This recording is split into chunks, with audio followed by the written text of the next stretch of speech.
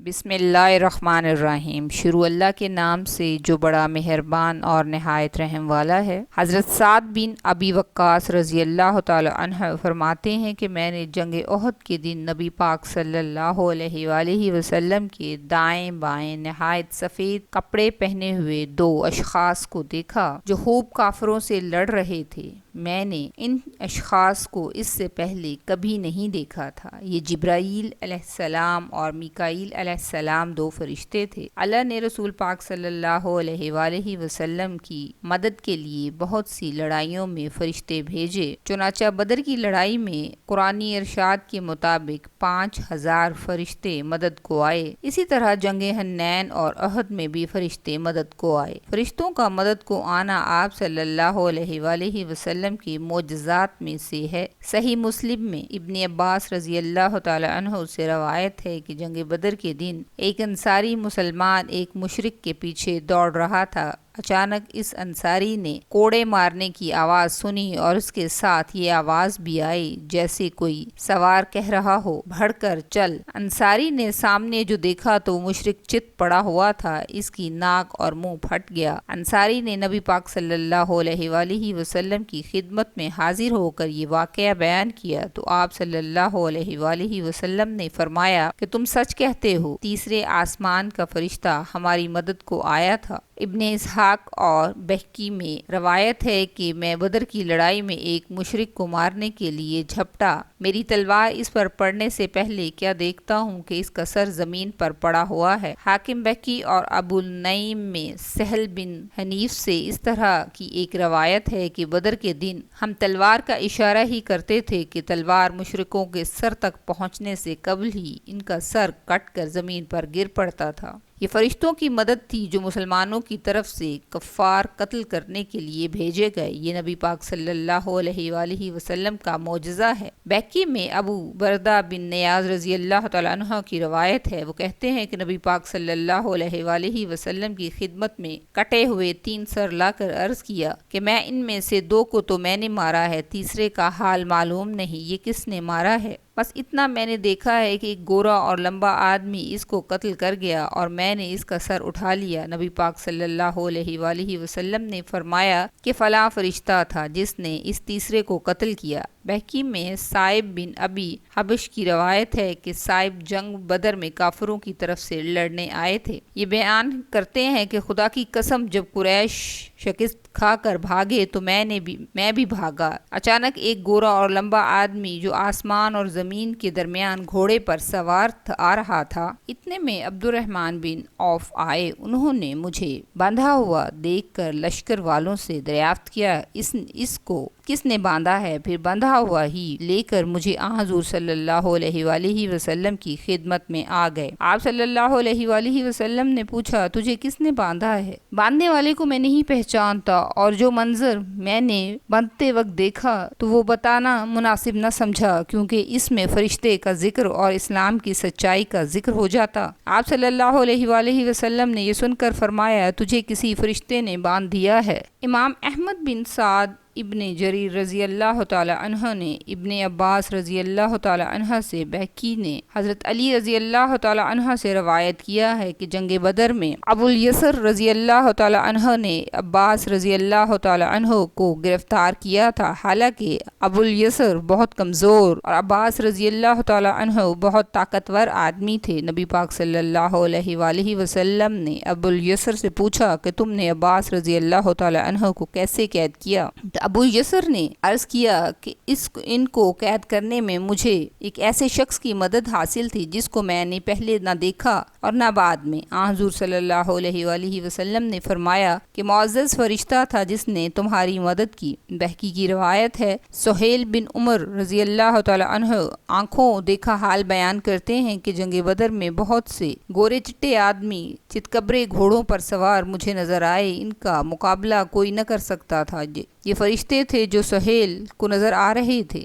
حضور صلی اللہ علیہ وآلہ وسلم اور صحابہ کی مدد کے لیے بھیجے گئے تھے۔ جیسا کہ قرآن کریم میں اس کا ذکر آیا ہے، بخاری میں حضرت ابو ہریرہ اور مسلم میں حضرت عمر رضی اللہ تعالی عنہ سے روایت ہے کہ ہم لوگ نبی پاک صلی اللہ علیہ وآلہ وسلم کی خدمت میں بیٹھے ہوئے تھے۔ اچانک ایک ایسا آدمی آن پہنچا جس کے کپڑے نہایت سفید اور بال ایک دم کالے تھے۔ اس پر سفر کی علامت، گرد و غبار اور تھکن وغیرہ کے آثار بالکل نہیں تھے۔ ہم میں سے کوئی اس کو پہچانتا نہ تھا۔ وہ آتے ہی حضور پاک صلی اللہ علیہ وآلہ وسلم کے دونوں زانوں سے ملا کر بیٹھ گیا اور اپنے دونوں ہاتھ نبی پاک صلی اللہ علیہ وآلہ وسلم کے دونوں زانوں پر رکھ کر اس طرح سوالات شروع کر دیے: محمد مجھے بتاؤ اسلام کسے کہتے ہیں؟ آپ صلی اللہ علیہ وآلہ وسلم نے فرمایا: اسلام یہ ہے کہ گواہی دو صرف اللہ کے لائق عبادت ہونے کی اور محمد صلی اللہ علیہ وآلہ وسلم کے رسول برحق ہونے کی، نماز پڑھنا، زکوٰۃ ادا کرنا، رمضان شریف کے روزے رکھنا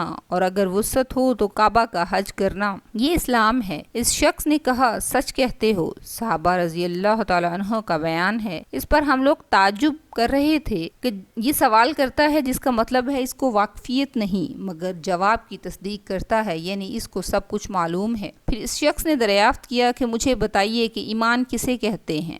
حضور صلی اللہ علیہ وآلہ وسلم نے جواب دیا: ایمان یہ ہے تم ایمان لاؤ اللہ پر، اس کے فرشتوں پر، اس کی کتابوں پر اور اس کے رسولوں پر اور قیامت پر اور اس بات پر کہ اللہ نے ہر اچھائی اور برائی کو پہلے سے مقدر کر رکھا ہے۔ یہ سن کر اس شخص نے کہا: تم سچ کہتے ہو۔ پھر دریافت کیا: احسان کسے کہتے ہیں؟ آپ صلی اللہ علیہ وآلہ وسلم نے جواب دیا: احسان یہ ہے کہ اللہ کی عبادت اس طرح کرو اور عبادت میں تمہاری یہ کیفیت ہو گویا تم اللہ کو دیکھ رہے ہو، اور اگر یہ نہ ہو سکے تو کم از کم گویا خدا تم کو دیکھ رہا ہے۔ اس شخص نے کہا: آپ سچ فرماتے ہیں۔ پھر اس شخص نے دریافت کیا: قیامت کب آئے گی؟ آپ صلی اللہ علیہ وآلہ وسلم نے جواب دیا کہ اس بارے میں جواب دینے والا سوال کرنے والے سے زیادہ نہیں جانتا۔ پھر اس نے کہا: اچھا قیامت کی علامتیں بیان فرما دیجئے۔ حضور پاک صلی اللہ علیہ وآلہ وسلم نے بیان فرمایا: قیامت کی علامت یہ ہے کہ قریب لونڈی اپنی ملکہ کو جنے گی، یعنی شرفا میں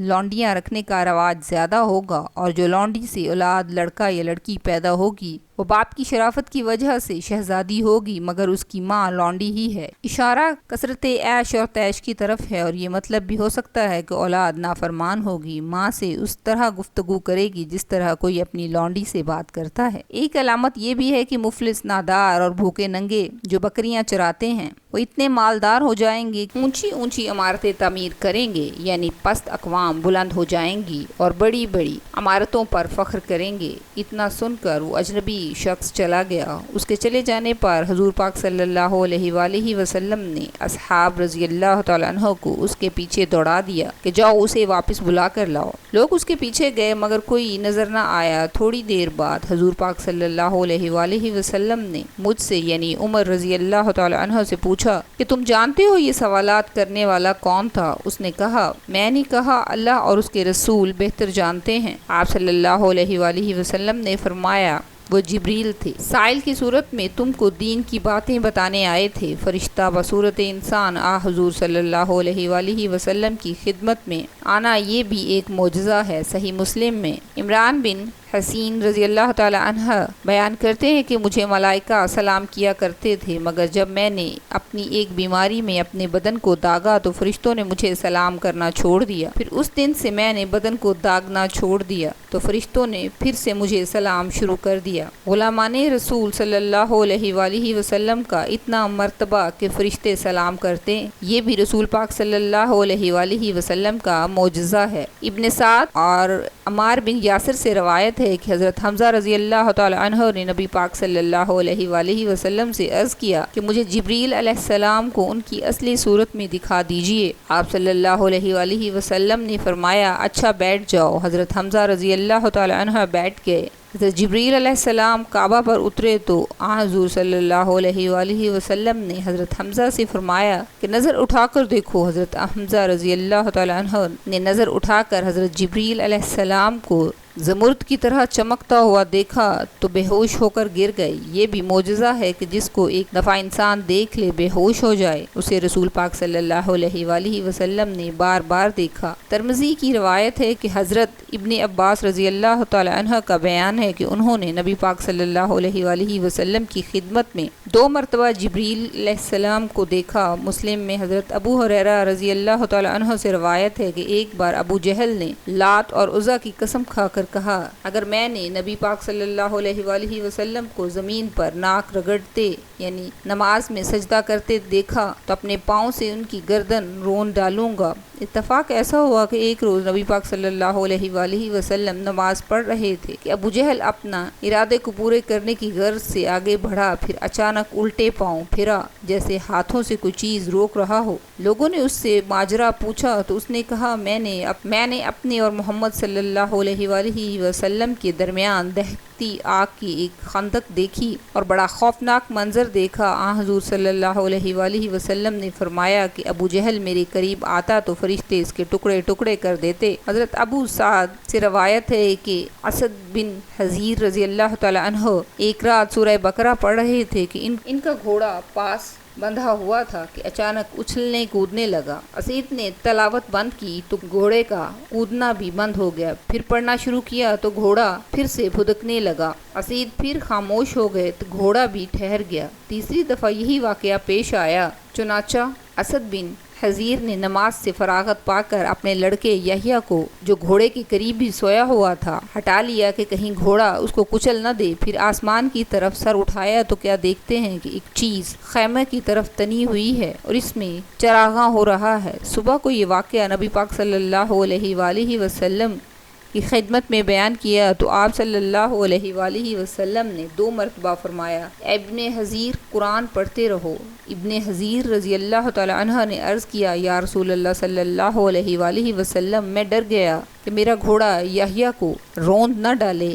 جب یحییٰ کے پاس گیا اور آسمان پر نظر کی تو روشن سائبان دیکھا۔ میں دیکھتا رہا اور وہ سائبان اٹھتے اٹھتے غائب ہو گیا۔ حضور صلی اللہ علیہ وآلہ وسلم نے دریافت کیا کہ اسید تم جانتے ہو وہ کیا چیز تھی؟ اسید رضی اللہ تعالی عنہ نے کہا، نہیں یا رسول اللہ صلی اللہ علیہ وآلہ وسلم، آپ نے فرمایا وہ فرشتے تھے، تمہاری تلاوت کی آواز سن کر تم سے قریب ہو رہے تھے، تم نے تلاوت بند کر دی تو وہ غائب ہو گئے۔ اگر تم صبح تک تلاوت کرتے رہتے تو لوگ صبح کو انہیں دیکھ لیتے، یعنی مدینے کے لوگ ان فرشتوں سے ملاقات کر لیتے۔